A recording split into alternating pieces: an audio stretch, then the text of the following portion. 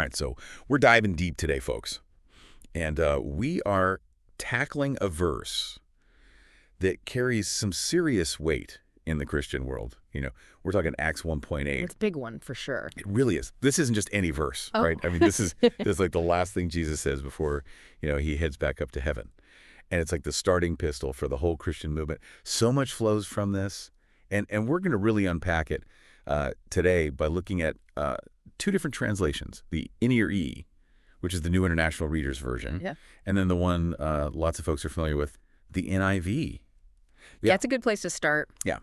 It's a great way to kind of get a handle on what this verse is really all about. So. Absolutely. Because, it really is like that, like we were saying, it's like the starting pistol. It really is like this launch pad for everything that happens after in Acts. It's not just saying, hey, go do this thing. Right. But it's like the how and the where. Yeah. It's like a roadmap. A roadmap. That's a perfect word. And our source material lays out like the three core components of this roadmap. Mm-hmm. We have this whole idea of the Holy Spirit's power. Yeah. The call to be witnesses for Jesus. Mm. And then this expanding reach of their mission. It starts in Jerusalem. Yeah. And it goes all the way to the ends of the earth.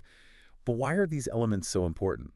Well, it's really easy to read that and not think about the context. I mean, you've got these ordinary people, and they are given this absolutely enormous task of spreading this message that was radical for the time in a world that did not want to hear it. Right. So, that power of the Holy Spirit, that's where they got their strength. That's where they got their courage. And being a witness, that's not just, preaching. Yeah. It's about living it, it's about being an example, and attracting people to Christ that way. Right. And then that expanding reach. I mean, that tells us that right from the get-go, this wasn't meant to something that just stayed in one place. Right. This was meant to be for everyone. It was meant to spread. So much packed into one verse. I know. It's amazing. Yeah.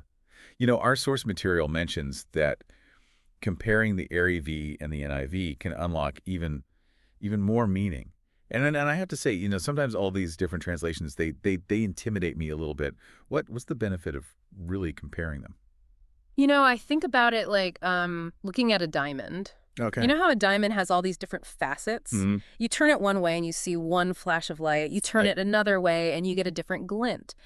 Translations are kind of like that. Even just changing one word or the way a sentence is put together, it can suddenly highlight something you didn't even notice before.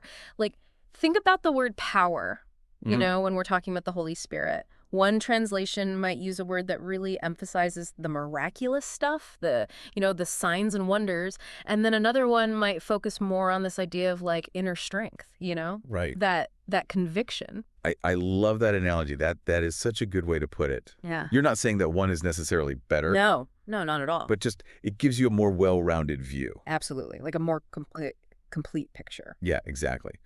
The source material, it actually suggests starting with the NIrV. Okay. And then moving on over to the NIV. What do you think of that? I think that is a brilliant approach, especially if you're just starting out with, studying the Bible, or maybe you find some translations kind of tough to get through. Yeah. The NIrV, it's known for being clear and simple. Right. So it's a perfect place to start. And then once you've got the main idea, you move over to the NIV, and it can add all this depth. Yeah. It's like you're building on it. Exactly. So bringing it all together, Acts 1.8, it's not just some historical footnote, you know? This is a guide. Oh, yeah. It's a living, breathing guide for how faith can be lived out, even, maybe especially, in tough times. You got it. And, that leads to a really important question for you. How does understanding this, the context of this verse, the little nuances, how does that change the way you see your own faith and your mission in the world?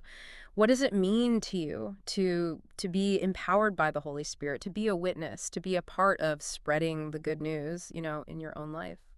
Those are some great questions to ponder on. Yeah, think about it. Yeah, think about it. It's a good one. old stuff.